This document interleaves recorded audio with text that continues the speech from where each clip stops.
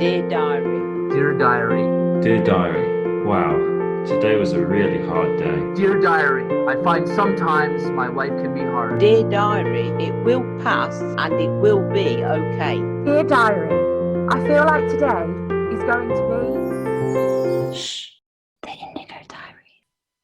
Dear Diary, welcome world to the Indigo Diaries. First, let me introduce myself. My name is Natasha Hickling, and I'm the host of this brand new podcast, the Indigo Diaries. I welcome all of you Indigos to the first series, The World Through Our Eyes. And this is our fourth diary of our lives. If it's the first time you're tuning in, then welcome back. Welcome back.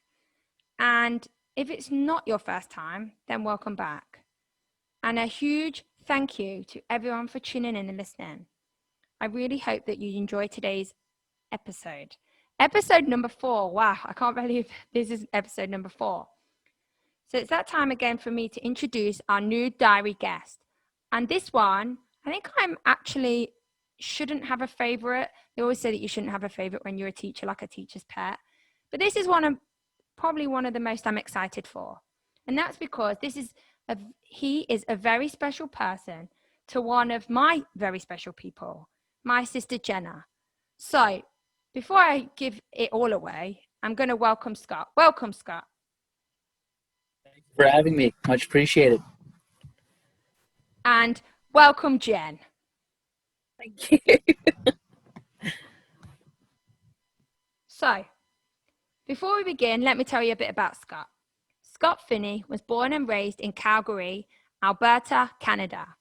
While growing up, Scott played a variety of sports, including baseball, football, soccer, basketball, volleyball, and figure skating. Scott was a national competitor in ice dance, who competed at the 2003 Junior National Figure Skating Championships in Brampton, Ontario.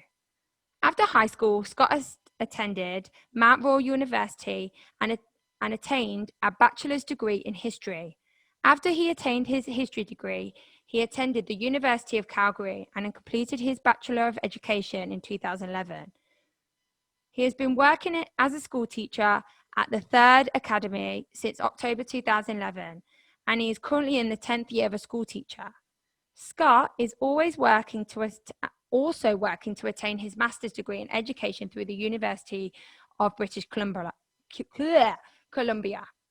and hopes one day to attain a PhD in history. And the bit that I would like to add in, he's also the fiance of my sister and my best friend, Jen. So welcome both. Thank you.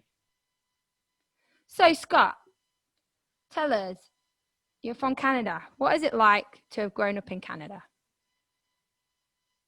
Pretty good for me.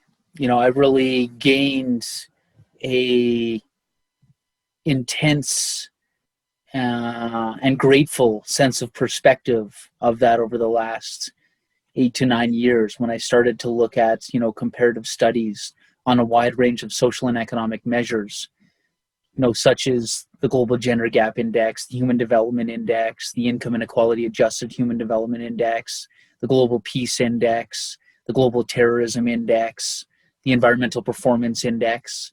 A series of these indices gave an indication that Canada was probably, I don't think it would be a hyperbolic statement to say that Canada is probably one of the top 10 countries worldwide to live in. And growing up, I had somewhat of a sense of it because I remember when I was a kid in the early 90s, the first 3 or 4 years, they developed the Human Development Index. And Canada was ranked 2 years in a row the best country in the world to live in. So there were commercials when I was a kid, and I heard a lot about Calgary being, one of the best places in Canada to live in. So I really felt that sense of gratitude and had a pretty good life, and had all the opportunities around me I could. So yeah, it was very good. I'm very lucky to have been able to say I'm Canadian. That's really special because I feel like a lot of people sometimes they don't really feel grateful for where they've come from, and everyone's always trying to get out. So that's really quite refreshing to hear. So I I heard that in Canada that you used to, from your bio, you used to be a figure skater. Would you like to tell us about that? Sure. Yeah, I was a competitive figure skater for 16 years. I started off as a single skater, and I eventually worked my way into ice dance, and I continued to compete, and eventually I became a national competitor in ice dance and got to compete at the Junior Nationals, Skate Canada Junior Nationals in Brampton, Ontario in 2003. I attained all the certifications required to be a Skate Canada Level 1 figure skating coach, and I coached for a decade, and I took, multiple skaters through all of their ice dance tests. And, I think I was fortunate because I was able to get a world-class physical education through the figure skating world growing up. Just right off the top of my head, two of my coaches were former world ice dance champions who were British, one being Bernard Ford and the other being Paul Thomas. And they were both, outstanding and a lot of fun to work with. They both had a great sense of humor and a great understanding of the technical aspect of skating. And I cherish the memories that I had, working with both of them. So I really like that about you, Scott. I think this is one of my favorite things about you is that you're always so grateful and you always speak so nicely about everybody else. I think that's such a good quality to have. So do you feel that, so obviously athletics was a very big part of your life. How do you think that really impacted it? Well, I think I really have an understanding of that now that I'm older. I recently read at least sections of a book. I still haven't finished it yet. The book's written by John Dewar, who's an American venture capitalist. And the book is titled Measure What Matters: How Google, Bono, and Bill Gates have rocked the world with OKRs. And OKRs are known as objectives and key results.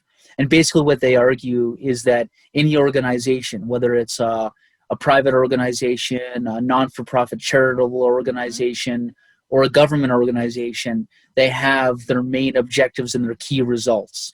And you want to focus on gathering credible evidence and data to determine which methods are the most effective in helping any institution achieve operational excellence and accomplish their objectives and key results.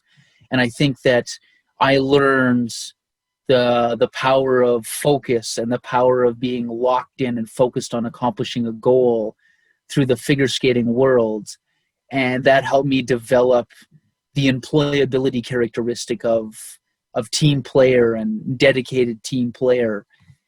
And that's always helped me sustain focus, in any organization that I work for.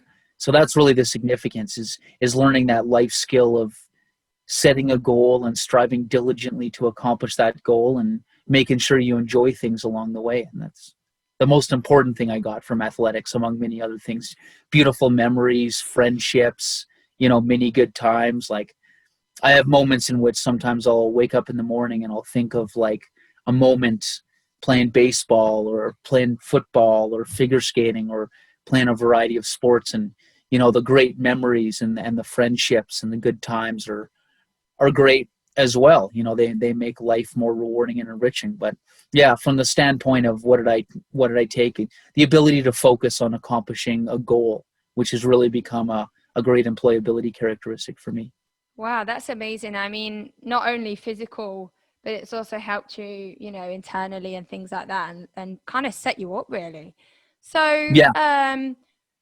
A lot of people that have come on here have been diagnosed as an adult with ADHD, and your story is slightly different to that. So would you like to take me back and tell us about how you were diagnosed with ADHD? Yeah, so I was diagnosed in probably grade 1. So this would have been probably would have been spring 1988. I don't really remember the moment of the diagnosis, but I remember being told about it. It was probably what we would now call a psychoeducational assessment was conducted on me in grade 1, and I was diagnosed, and, my mom was informed about the diagnosis. Okay. And I think, there was that realization when I was a kid that there was a struggle to stay focused and stay locked in and concentrating. Oftentimes, if you look at the discourse and the academic literature revolving around those who have ADHD, they have a tendency of getting hyper-focused about certain things, right? And, when I was younger, I think I needed to build a wiring in my brain, to use the phraseology from Dr. Neil deGrasse Tyson, to be able to sustain my focus and get locked in. I mean, I still have moments where I have to like talk myself up and get in state, right? And get into that like locked in time, way of thinking. And that phrase locked in has got some evocative significance for me, because it's the phrase that LeBron James used in 2016 when his team became the only team in NBA playoff history to come back from a 3-1 deficit and win the series. And they did it to win the NBA championship. And when he was in the interview, he was like emotional, like he'd already just like hit the floor of the basketball court and was like pouring out tears of joy. Wow. So then he just got up off of the ground after like falling on the ground and collapsing in joy. He got up and did this interview, and he basically said the reason why we won is because we just stayed locked in and focused, and we just kept saying, we can do this, we can do this.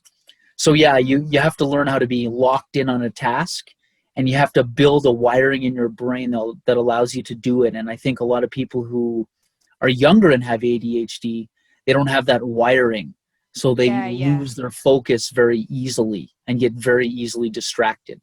So was focus the main thing to the reason why you got diagnosed, or was there other aspects or challenges that were kind of significant at that time?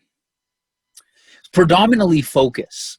Okay. I mean, I'd heard other things growing up about cognitive and academic struggles, but they weren't super intense. Okay. Having been a school teacher for 10 years, I've dealt with, relatively speaking, other students who struggled a lot more at a cognitive level. Yeah. Like when I was done grade 5, I had my times tables 1 through 12 memorized. Oh, wow. But, and so I wasn't struggling that much cognitively, but I think I sometimes just struggled to be focused, and I struggled to be able to organize my thoughts. And I think, through lots and lots of practice and through hyper-focus, which is like an asset that ADHD people have in overcoming life challenges, I think the hyper-focus asset kind of allowed me to offset and overcome other struggles synonymous with ADHD. Wow. Your handwriting's an issue. Well, my handwriting is, yes. But at the same time, they say, stereotypically speaking, that people who have ugly handwriting are usually medical doctors. So you could obviously tell that it's right. I mean, it's just a stereotype, and I haven't looked at evidence and data to substantiate its nature. But I not being the most gifted calligrapher is not the end of the world. I mean, I certainly appreciate artistically gifted people, but yeah. Don't worry, we have that in common. My handwriting, Jenna always used to say that about mine as well, so don't worry about that. Yeah. So I just need someone to address the wedding invitations, and it's not going to be either of you. Yes, no, I won't be writing out the wedding invitations, exactly. Well, that's good to know. So, do you think teachers realised? I remember you mentioning a long time ago about school reports, about how school reports really reflected this. Well, from what I can recall of my school reports, there is kind of a paradoxical nature to my school reports. They have mixed reviews depending on the year, depending on the instructor. Like, I still have a copy of my kindergarten report card from Helping Hands. I just saw it the other day. We put it in a new box of like keepables, collectibles, keepsakes. Sorry. Yes, keepsakes. That's the word. Keepsakes are what we call collectibles in Canada. Keepsakes is more like a British English word, but it's a synonym for collectibles. But yes, the report card talked about the fact that I was curious and inquisitive, and I was kind, and in kindergarten I won like an award. Wow. like I think it was like the top student in my class in kindergarten. But then I struggled in other grades, depending on the year and depending on the teacher and depending on what was going on. But I started to feel a sense of stability by grade 9, grade 10. Then things fell off the wheels, for me in grade 11. I lost focus on objectives and key results. And, my main objective and key result was in grade 11 was just popularity and fitting in and trying to be cool. And that just didn't work out for me as a life experiment, shall we say. We all have them. So yeah, exactly. Going back to when you were younger, so in grade 2, can you tell us about grade 2 and what happened there? Yeah, so basically I repeated grade 2 was the phrase that was used. And I remember a couple times when I was a kid being disappointed and saying I failed grade 2. And at the time it felt like a much bigger deal than what it is now. Exactly. You have a sense of perspective as to how an obstacle like that isn't really a massive obstacle. It's just an extra year behind. And the educational research from Professor John Hattie, JOHNHATTIE, John Hattie, shows that holding people back is not positively correlated with greater student success in the long run, which is one of the reasons why they don't really do it anymore, is because empirical evidence was showing that it wasn't really beneficial as they thought. So it was one of those methods and ideas that was used in education for a while that was being tested. But after a while, and the test subjects were analyzed and interpreted ex post facto, and there was a realization that it wasn't really helping much. So they mainly stopped that. There's a lot more aspects to just grades and things. So let's go to family now. So I remember you mentioning a story about your mum and a maths book. Could you tell us about that and how that kind of influenced everything? Oh, right. Yes. Yeah. So my mom had seen one of my math books, and yes, she felt a sense of concern because it was scattered and disorganized. So, she went in to talk to the school authorities about the situation and talk to my teachers, and she felt like I needed some extra help. So eventually she got me a tutor, and the tutor worked with me one-on-one. Her name was Mrs. Crawford. She was a wonderful lady. She was very kind. I just saw her about just over a year ago and thanked her for the help she gave me as a child. She was just patient and she was kind. And she read a book to me called The Wild Children. And it's a story about a group of children who lost their families in the aftermath of the Russian Revolution, and how they basically had to try and survive as a pack and a group. And many of them tried to get out of the Soviet Union. And in the end, in the book, this main character who woke up one morning and came up from his basement, and his mom and his dad and his sister were just gone, and he never saw them again. And he ended up in Finland, actually. So yeah, she read stories like that to me, along with the book Maniac McGee, which was the Newbery Medal winning book that is still read in schools to this day. Yeah. And I just remember, being captivated by those stories. And I remember having a very active mind's eye and imagination that drew me into the content of those stories. And, getting a history degree, The Wild Children was a fictional story, but it was based on academic research done by the author of refugee children, or children that essentially lost their families during the Russian Revolution. So it was based on history. And, it makes sense now, looking back, that a story like that would stick in my working memory. Yeah, of course it would, because it meant more to you than just a story. So from what it sounds like, I really like that your mum took that approach, because that's I probably can speak for a lot of people with ADHD. That's quite rare. So Is there anything else that your mum did? So I remember you saying that she wanted to find other methods than taking meds. And so how was your mum a big impact when you were a child? Well, I think both my parents had a big impact on me when I was a kid, because my mom taught me the importance of determination and drive in accomplishing a goal. And my dad taught me the importance of, caution in your choice of words, caution in your behavior, and hard work and persistence. So I got the hard work and persistence from my father, but I got the desire and drive to want to accomplish a goal from my mother. And I think synthesizing those personality characteristics really, played an important role in helping me to attain success in various aspects of my life. And in addition to that, I think of a quote from the author and academic Clifford Connor, who wrote a book titled A People's History of Science. And he argued that oftentimes success in life is a collective social process, receiving contributions from all facets of a society.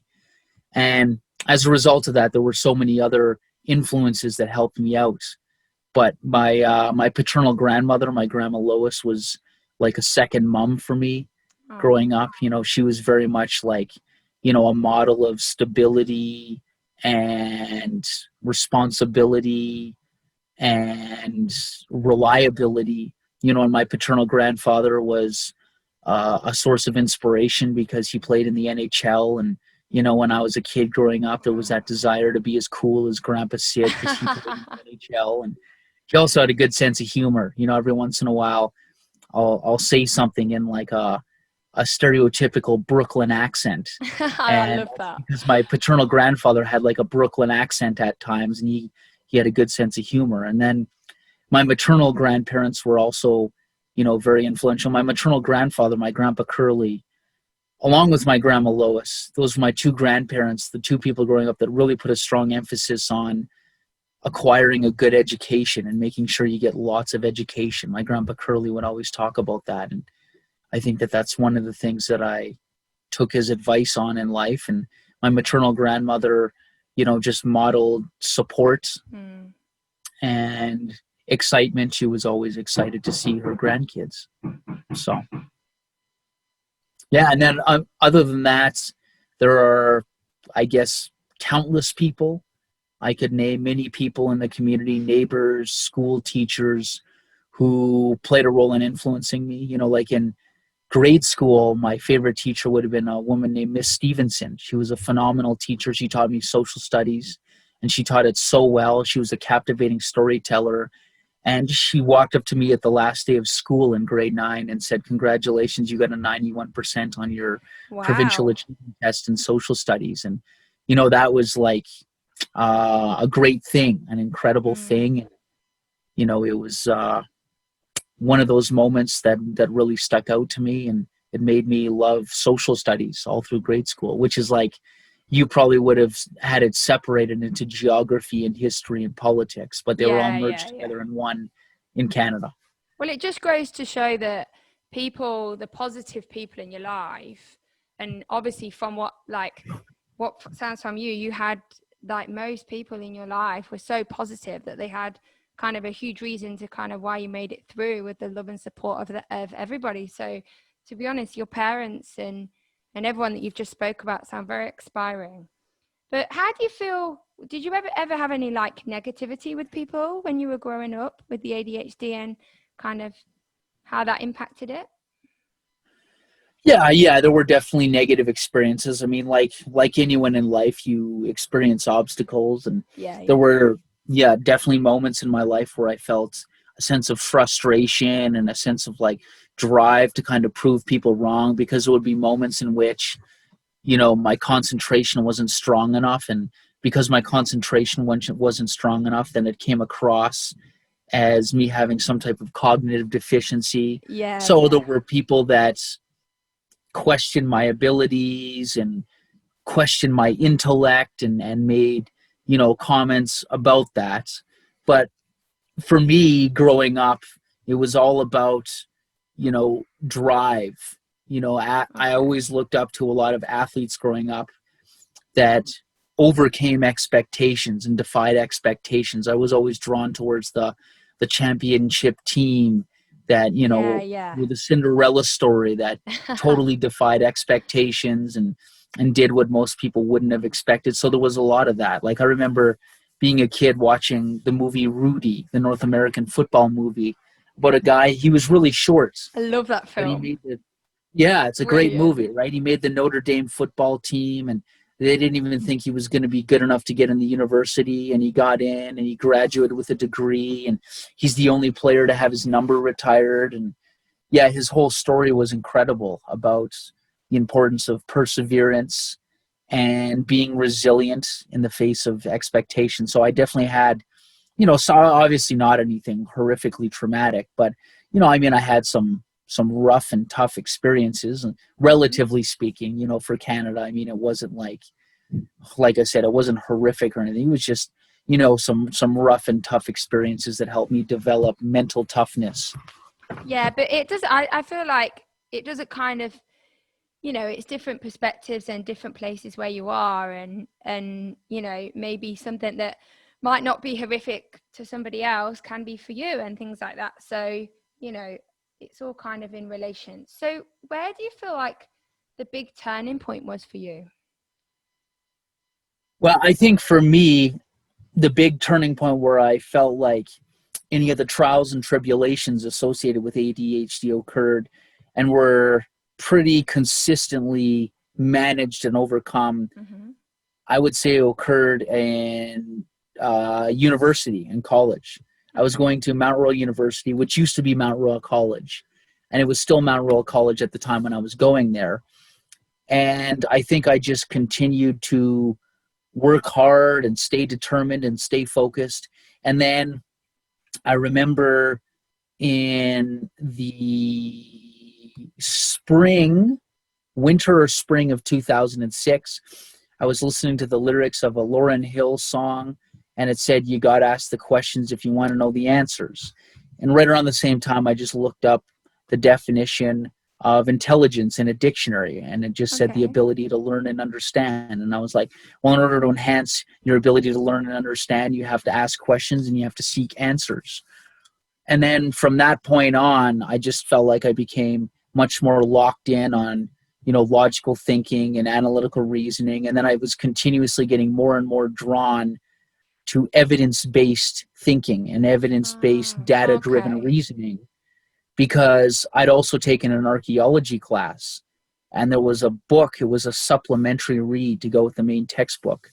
And it was a book about frauds, myths, and hoax and pseudoscience in archaeology. And I started to be drawn towards the concept of skepticism. And now my favorite two magazines to read are the Skeptical Inquirer and Skeptic Magazine, which I really enjoy, and I recommend that everyone, pick up a copy of Skeptical Inquirer or Skeptic. And it's become increasingly important, especially at this moment in globalization and human history, because there's also a phenomenon that's known in psychology as the Donning-Kruger effect. And it's named after the two authors of a study where they looked at confidence level and, knowledge or education on a specific topic, right? So basically confidence level would be on the x-axis, and education level or knowledge of a subject matter would be on the y-axis, on the Cartesian coordinate system. So the y-axis vertical, up and down, x-axis side to side, right? And what they found was they created the shape of a U, right? Just like the letter U. And the U was important because it would show that those who had very little knowledge of something or expertise or training or education were very confident that they were right, like just as confident as the brightest, best educated experts in the field. And we're seeing that phenomenon right now with COVID-19, where you have people who are dogmatically confident about the fact that they're right, that we should just ignore wearing face masks, we should mock lockdowns, we shouldn't worry about practicing physical distancing. And they're as confident in the fact that they're right as someone who's got like Dr. Isaac Bogosh, a Canadian doctor who has a master's degree in clinical epidemiology from Harvard and a medical degree from the University of Toronto. And he's giving totally contrasting advice to a lot, not all, but a lot of people who aren't very well informed or educated about medicine, but are dogmatically confident that they're right. Yeah, and it seems to happen a lot when people think they're right over everybody else. That seems to be a big thing, and that seems to be a big theme with ADHD, and people think that they're right, and it's, that stereotypical person with ADHD. So obviously you talked about going to evidence-based thinking. Kind of, how do you cope with the emotions and kind of the reality of living with ADHD? Do you kind of put that off? How do you kind of deal with that? Well, I think I've learned to manage now just through years and years of being hyper-focused on the things that I enjoy and years of practice in developing my skills. And with that comes a sense of equanimity. Okay. And you're no longer feeling uncertain about yourself. You feel much more confident in your abilities. And you feel much more secure about the fact that you're human and you make mistakes. So you feel secure about your shortcomings, but you also feel confident in the abilities that you've developed through hard work and dedication and the use of hyper-focus. And I think the big thing too is just there's an understanding now about the neuroplasticity of the brain that has just allowed me to realize that with practice, you eventually get to the point where you develop a certain skill. And I was listening to another podcast recently, Sam Harris's Making Sense podcast, which I'm a huge fan of. I love Sam Harris. And in Sam's podcast, he was recently speaking with a guest who was a psychologist, and they were talking about intelligence. And I can't remember everything that was said, but off the top of my head, I recall the psychologist saying that when it comes to the development of intelligence, a lot of times it's actually, for most human primates, hard work and determination and focus on developing greater intelligence will very likely allow it to happen. So that gives me, a sense of confidence and a realization that, through hard work and determination, I've got decent cognitive skills. But at the same time, there's also that sense of humility. You don't want to get to the point where you think you're greater than you are, because, I think about some of the great geniuses of history, like an Isaac Newton or, a Marie Curie or a Richard Feynman. These people made incredibly significant discoveries. Like Marie Curie is the only scientist to win 2 Nobel Prizes and the only woman to do so. I mean, I can't even come close to accomplishing anything intellectually that she accomplished. So you realize that there are those rare people who, because of a combination of genetics and environment, they're like exceptionally intelligent, but they're very, very rare. And I don't fall in that category. But at the same time, there are also those who can't even develop the ability to read because of, chance in evolutionary development that never even allowed them to develop a brain. So there's a sense of gratitude that I have what I have, but there's also a sense of humiliation or humility associated with the fact that I've never been able to, make a Nobel Prize winning discovery. Yeah. I think that for a lot of people, I can probably speak for a lot of people. I don't like to speak for a lot of people, but for me, it's really nice to hear that you are, kind of, accept kind of who you are and kind of humble with that. Have you always been like that? Have you always felt like that, especially with the emotions and things, or has it been quite a recent discovery, really?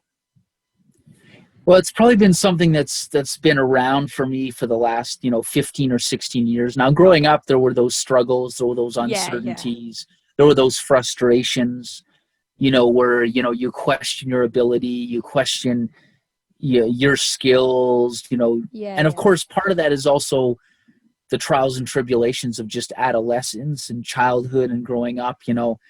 You watch children and teenagers and their brains aren't fully developed.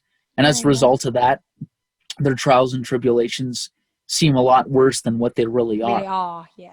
Yeah, and you don't have that sense of perspective a lot of times when you're a teenager growing up, and there were moments in which I didn't have that sense of perspective. Mm-hmm. And of course, I let things get to me more than I should have, or I worried about things more than I should have growing up, and that happened. But I got to the point where I achieved a pretty strong sense of cognitive and emotional and psychological stability and gratitude. And I think also, I was reading about this recently, actually, a work written by a psychiatrist, Dr. James Gilligan.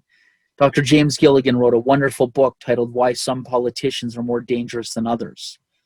And he did a comparative meta-analysis of 107 years of data in the U.S. from 1900 to 2007. Yeah, it's a fascinating read.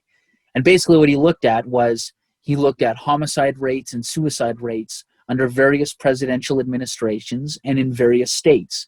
And then he ended up categorizing them between red states and blue states, or, states that are run by the Democratic Party in the United States or the Republican Party in the United States.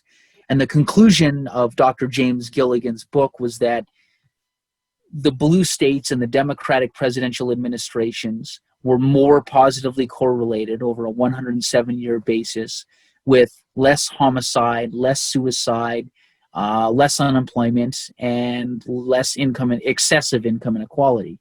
But he also is a psychiatrist, so he worked in the prison system, and he looked at what is most strongly correlated with preventing reconviction amongst prison inmates. Okay. And the biggest predictor to determine whether or not someone would reconvict was whether or not they pursued a college degree while they were serving time in jail. And basically what he said was that, he hypothesized that the biggest reason why the reconviction rates were so much lower amongst, inmates who were pursuing a baccalaureate degree relative to those who weren't was because they were developing mastery and confidence and learning control of their impulses. And I think that that's one of the things that's important associated with even just attaining any bachelor's degree in life. Because sometimes people will say, well, what's the point in getting that degree? Or why would you want to get a history degree or an English literature degree? Well, actually, there are a lot of good reasons why you would want to get even a hospitality management degree as opposed to not getting a degree at all. And what's important about it is that you develop critical thinking skills, you develop technical communication skills, you develop social skills, and as a result of that, you are less likely to believe in irrational things. You're less likely to be a climate change denier or an anti-vaxxer, even with just a hospitality management or a history degree. And then you develop these pillar employability characteristics that are applicable to what I was saying before, understanding what the objectives and key results are for an organization and the importance of working hard and being dedicated to accomplishing those objectives and key results, because you went through the process of setting a goal, which is getting a degree.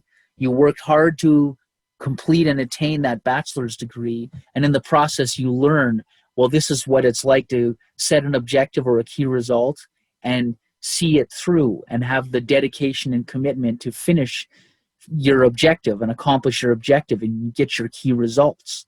So you develop those skills through getting any generic bachelor's degree, and then you suddenly have a good skill set that can prepare you for many jobs in the world of work. But you also build a wiring in your brain. Dr. Neil deGrasse Tyson did a great interview of this on CNN, and they basically asked him, well, why is it that people have to study trig identities in school? What's the point? And he basically said, because the act of having done so has built a wiring in your brain that you'll use to solve problems for the rest of your life. Okay. Yeah. And then the interviewee then asked, well, how does this relate to the bottom line, jobs and money? And his response was, well, now you have problem-solving skills, which makes you valuable to an employer. Oh, nice. So I like that you're, you've taken every opportunity and taken everything and used that in your skill set. And I I really want to talk to you about something about your mindfulness. I really like that, but we are going to do that after the break. Join us after the break where we will go into more of mindfulness.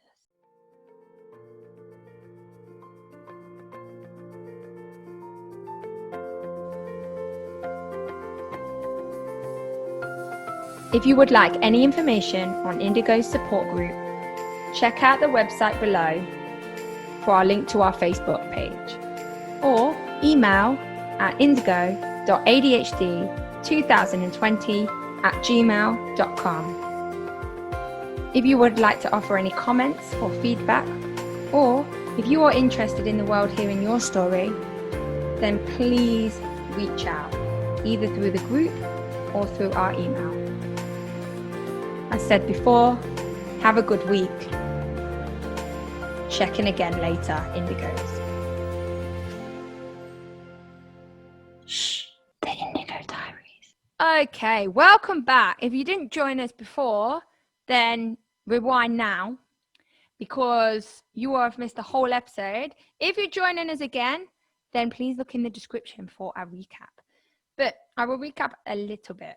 Before the break, I was thirsty, so now I have my Coke Zero, my caffeine afternoon fix, and I am ready. Oh, please don't do that at home.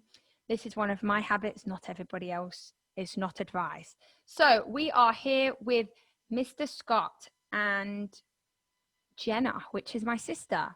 So we were talking about how being mindful and having these skills in your life in order to really succeed with ADHD. So mindfulness is kind of in all areas of your life, Scott. What do you think is the almost strategy that you use for kind of every day in your life? Well, when I think about mindfulness, I oftentimes think about something that's very secular, because I think sometimes for some people they attach, spiritual meaning to the word. I'm an atheist and skeptic, so I'm not spiritual. But I think that mindfulness to me is kind of like something you practice. Like if you want to be a better pitcher in baseball, you practice your throwing, right? If you want to improve your reading skills, you practice your reading. But I think relaxation is something that you also need to practice. Just like when you pitch in baseball, or when you want to be a goal scorer in hockey, or in soccer, or what they call football in Europe. If you want to improve your striking capabilities, then you practice, right? So to me, I oftentimes practice relaxation in order to stay relaxed, because I think all human beings feel a sense of anxiousness to some degree, and obviously it's not always a bad thing. It's healthy in multiple contexts and multiple situations. But then there are other times in which it's just an irritating feeling, and it can be counterproductive in many other situations. So I frequently like to practice deep breathing and relaxation in order to just calm my mind down and focus on clearing my mind and keeping my stress levels in a healthy numeric range, shall we say. That's really nice, because I'm always the same. I was a bit skeptic when it came to mindfulness, because I was sort of like sitting there meditating, like with like Zen music and like yoga. So, I don't really like to sit. So I feel you with that. And I also agree that mindfulness is really about kind of being mindful of your state of mind almost, and being, aware of, in the present moment. And so how do you think that that's kind of impacted your life? Well, I think that practicing mindfulness is important, and practicing the ability to relax. And oftentimes I like to use relaxing music, and you don't necessarily have to sit down. You can lay down, right? You can even stand, but oftentimes you just focus on clearing your mind and breathing. And I think the importance of that is that it allows you to manage stress. And before I had mentioned Sam Harris and his podcast. Well, he wrote a book titled Waking Up, A Guide to Spirituality Without Religion. And because he's an atheist, he has tried to rehabilitate the word spirituality to take out any sort of pseudoscientific meaning and just make it a word about compelling life experiences or feelings or moments that we all have, great life moments. You remember your graduation, or, the time your parents were there to celebrate your 18th birthday or something like that, or just certain family get-togethers. So, there are those compelling and beautiful life moments. And sometimes you want to strive to create those relaxing and beautiful life moments. And that's important because it helps reduce your stress levels. And Sam Harris talks in his book, Waking Up, about the academic peer-reviewed literature amongst psychologists by examining and doing MRI scans on the brains of people who regularly practice mindfulness relative to those who don't. And what they found in the one study was that people who practiced it more frequently were less likely to get stressed out, were less likely to get anxious, were more likely to stay relaxed. So basically, the significance of practicing mindfulness is that it helps keep your stress levels in check. It helps you to manage stress. But I think it also can help to recharge your psychological and cognitive batteries so that you're able to focus on objectives and key results when you're at work, or when you're writing a business letter, or when you're in the midst of a final exam, et cetera, et cetera. So many life skills and work-related skills require strong focus, and mindfulness helps to anchor your focus. I really like that. You always used to talk about the anchor and the anchoring within yourself. Thank you. Okay, so it's actually really refreshing to hear that, someone that's practicing mindfulness in order to kind of help them with their focus and their ADHD, because I think it's something that's not quite yet. It's starting to really, kind of get out there with people and become kind of almost, I don't really like the word treatment, but kind of an alternative to, different sort of treatments. And it's really nice to see that's obviously worked in your life for a long time. So now you're a teacher. So kind of, why do you think after university that you kind of went into education? Well, that's a great question. I think that I really went into education because I liked Professor Noam Chomsky's idea of teaching people intellectual self-defense. And I was very drawn towards the idea of teaching people critical thinking skills, in particular evidence-based reasoning. Like for the podcast, I submitted a quote from my all-time favorite intellectual, the late Bertrand Russell, who was a member of, the British royal family. He was British royalty. The Earl Russell is a aristocratic title that still exists to this day. The seventh Earl Russell is living in the UK, working as a photographer, and he's been active in history and politics as well. But Bertrand won the Nobel Prize in Literature in 1950 and was friends with Albert Einstein, and he taught as a professor, and he went to Oxford, and he was a brilliant guy. And basically, the quote that I submitted, it was from his book written in 1946 titled Philosophy for the Layman. And he argued that, one of the great flaws of human beings and human thinking is their abandonment of evidence-based reasoning and their willingness to accept claims without evidence with irrational confidence. And he warned that that was dangerous to think that way. And he said that we should instead hold evidence-based reasoning, or the suspension of judgment in the absence of evidence, as a virtue along with other great life virtues. And I think that it's an inspirational quote because it really pushes for us to think carefully and slowly and look for evidence in relation to various claims. And by taking the time to do so, we're less likely to do something like, believe that if we go into a alternative medicine store that they're selling us a $55 package of all natural pills that are going to cure COVID. You're less likely to fall for the deceptive claims of a charlatan, a manipulative charlatan, if we embraced evidence-based reasoning. And that really, to me, is important because, once again, as Bertrand said, that should be up there with the other great virtues of life, of kindness and generosity and, doing well to others, because I think we would live in a better society and a better world. And focusing on, developing evidence-based reasoning also kind of ties in with ADHD, because the strength of people with ADHD is that they can be hyper-focused.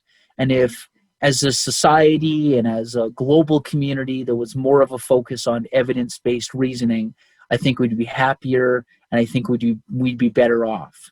So taking the hyper-focus mindset that people with ADHD oftentimes have and combining it with a virtue of evidence-based reasoning, I want to see a better world with less suffering and more happiness and more democracy and more freedom for everybody on the planet, regardless of gender, regardless of skin color, regardless of sexual orientation. I would like to see more happiness and justice and goodness for humanity, but that requires evidence-based reasoning and a hyper-focus and a discipline to accomplish that goal for all of humanity. So you're kind of, trying to give people a passport to a better life almost with your children. Yeah, exactly. So with the students I work with, I want to give them that passport to a better life and help them develop those critical thinking skills that are crucial for life and crucial for work.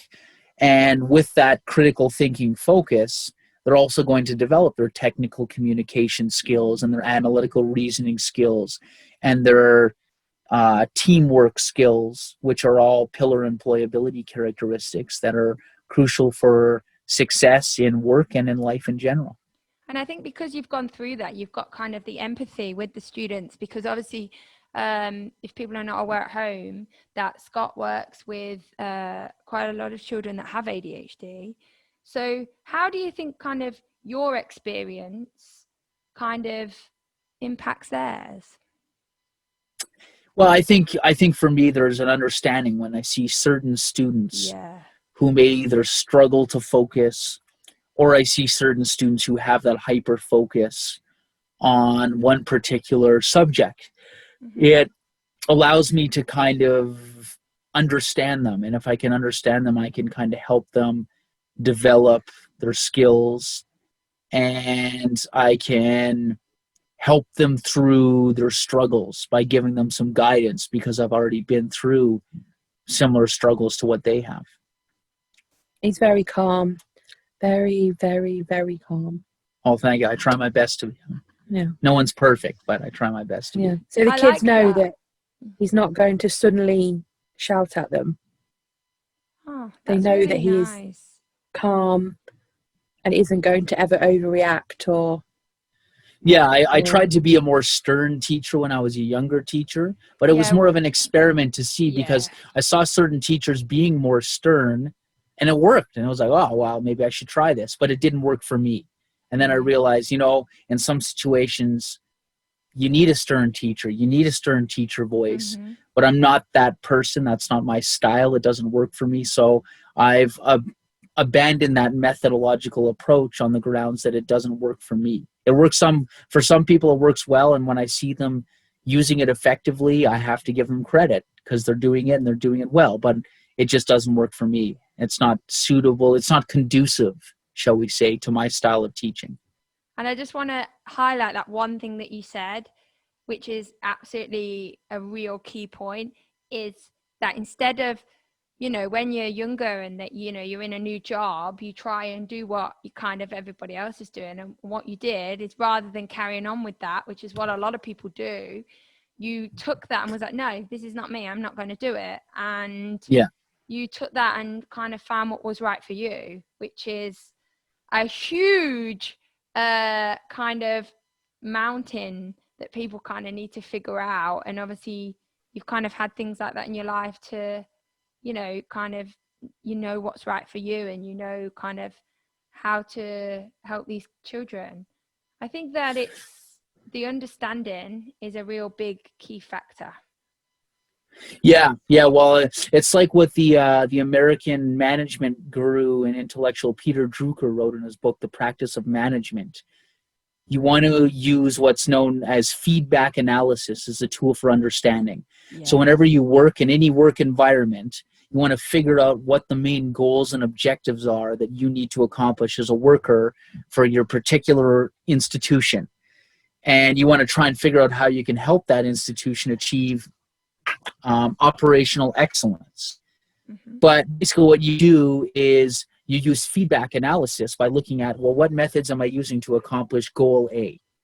And you track it. And basically what you'll do is you'll track every time you're successful, every time you're unsuccessful, and you'll compare different methods, and you'll look at the data and go, well, this method is working the most effectively to help me accomplish my goal, so this is the method I'm going to use on a consistent basis. So trial and error and tracking the data through a system that Peter Drucker called feedback analysis is a great employability characteristic, because it helps you think about how you can be more effective at doing whatever job you have to do in the world of work. And economists have a phrase for that as well. They call it learning by doing. Yes. So that's really helpful. So with the feedback method, you're kind of helping children, like kind of teaching those skills that not only, you know, is academic, but also you're teaching them life skills in order to help their future. Yeah. I mean, there was another book that I read for a recent professional development course through school and through work. We actually did a professional development course over a year and a half through Mount Royal University.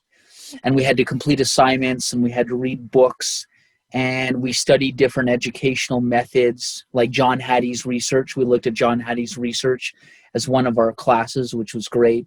But another professional development course we did required us to read a book called The Leadership Challenge. Okay. And what the book found was that laying out clear goals and providing regular feedback in relation to the accomplishment of those goals is correlated with a higher probability of goal accomplishment. And that's from the book, The Leadership Challenge. So oftentimes when I work with my students, I want to lay out the goals and then give them the feedback on a regular basis to remind them how they're doing. So sometimes, you know, we have situations in which students get distracted by things like, you know, us 21st century teachers, we deal with students that like their phones, right? I mean, it happens anywhere, in any education, in any school. I've read several stories of teachers having to deal with students that get distracted by their phones, and it happens all the time in the school system now because most students have phones. Some students, you'll take away one phone and then they'll have another phone. Yeah, right? And adults as well, to be honest. In case they lose. Yeah, exactly. So sometimes, you know, I'll watch students work for an extended period of time, and then I'll say, all right, you know, in our previous lesson, we had an opportunity to work independently, but some of us struggled to anchor our focus because we got distracted by our phones.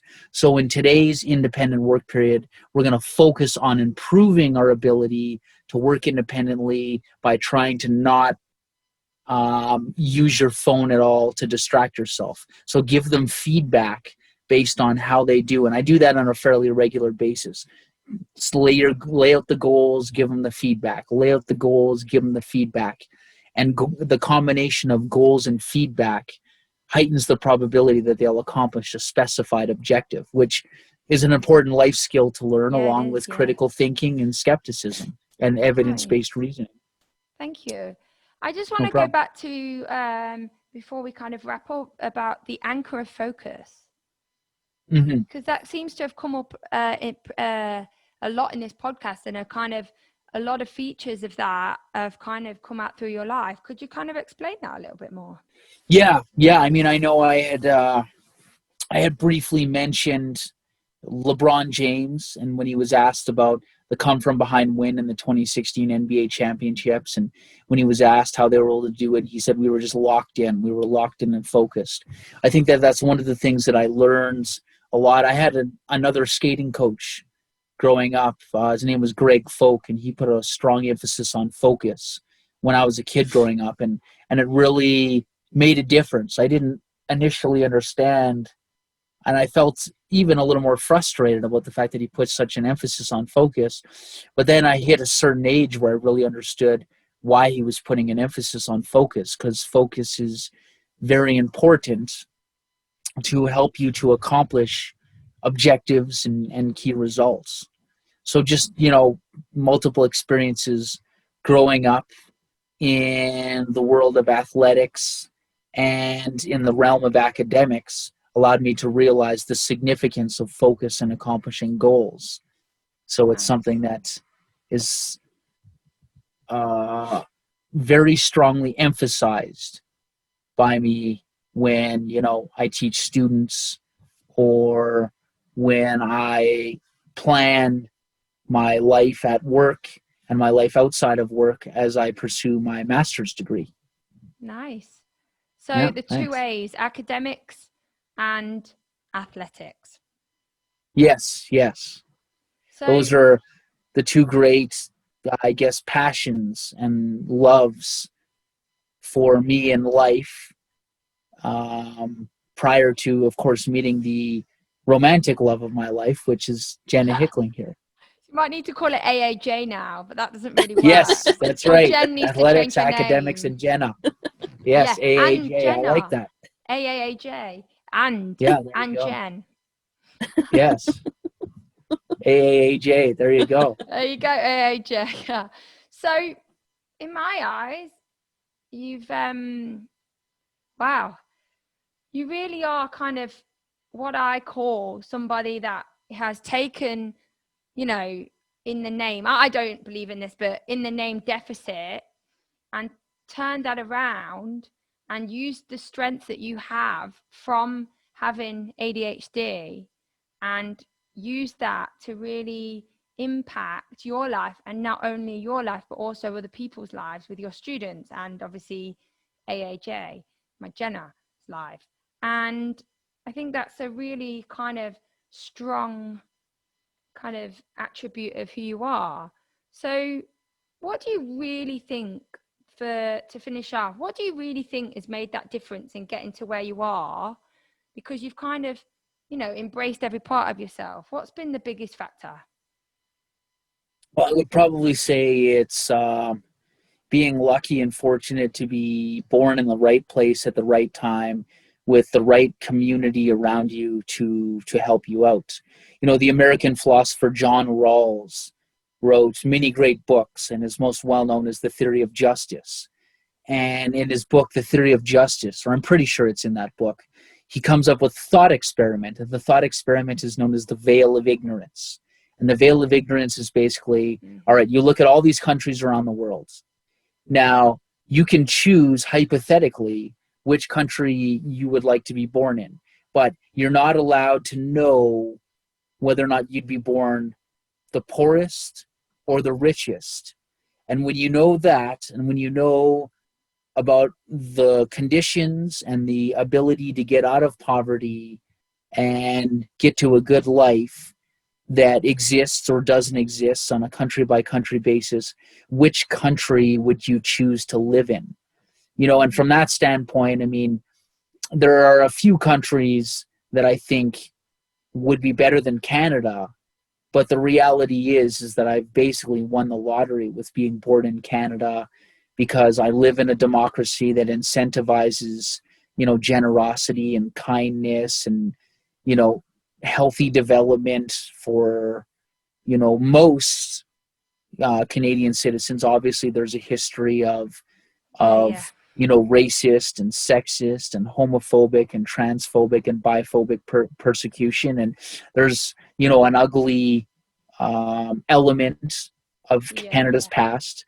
But, at the same time, I think a lot has happened in the last, especially 40 years, to realize the dangers of that type of unjust treatment. And now the Canadian state is reforming itself and doing more to improve women's rights and to combat, racism of the past and sexism and homophobia and biphobia and transphobia and build a more just society for all citizens.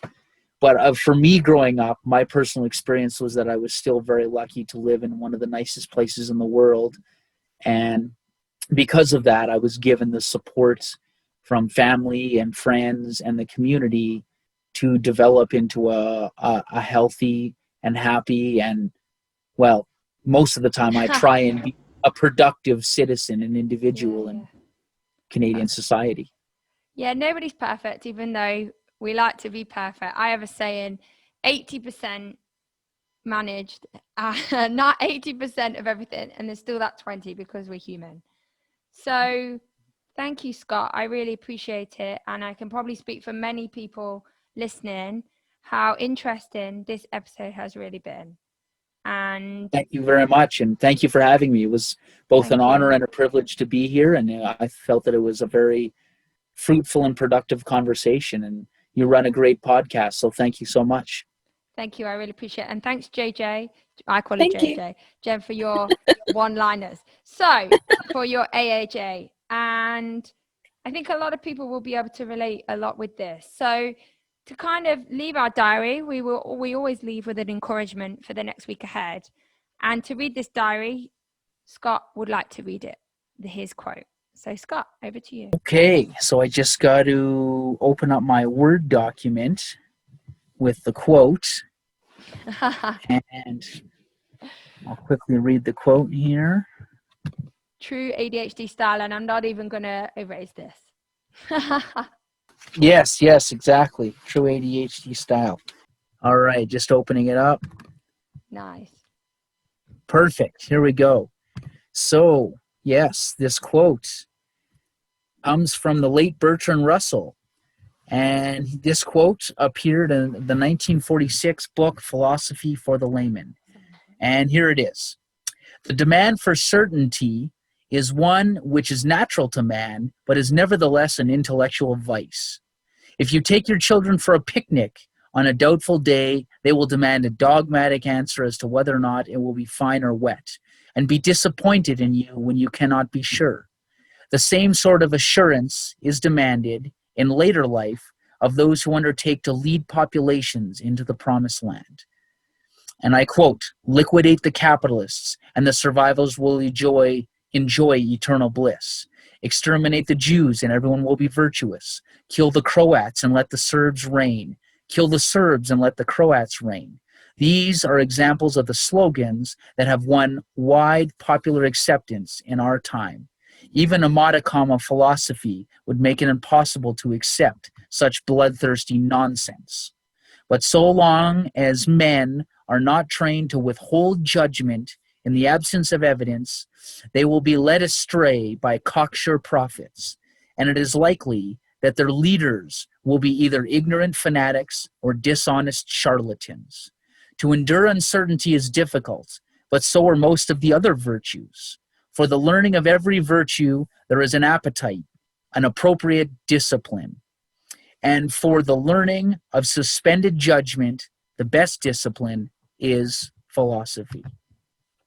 So that's my quote. And once again, I want to thank you very much for giving me the opportunity to be in the podcast. And just to link that quote to ADHD, the quote really talks about being hyper-focused on evidence-based reasoning, because if we're hyper-focused on evidence-based reasoning, we can prevent many awful tragedies that have occurred in past history from occurring in the future by recognizing the dangers of abandoning evidence-based reasoning and recognizing that the embracement of pseudoscientific thinking has led many societies to disaster and misfortune and calamity in the past.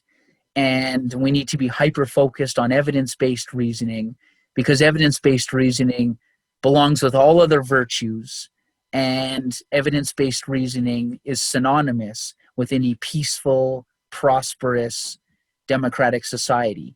And the skills of ADHD and hyperfocus in ADHD can help us build better societies by staying focused on the widespread embracement of evidence-based reasoning.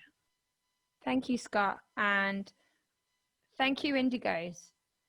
As I said every week, thank you for joining us, and goodbye. Signing out, Indigos. Have one great week ahead. See you soon, and we're out. Dear diary. Dear diary. Dear diary. Today is ending.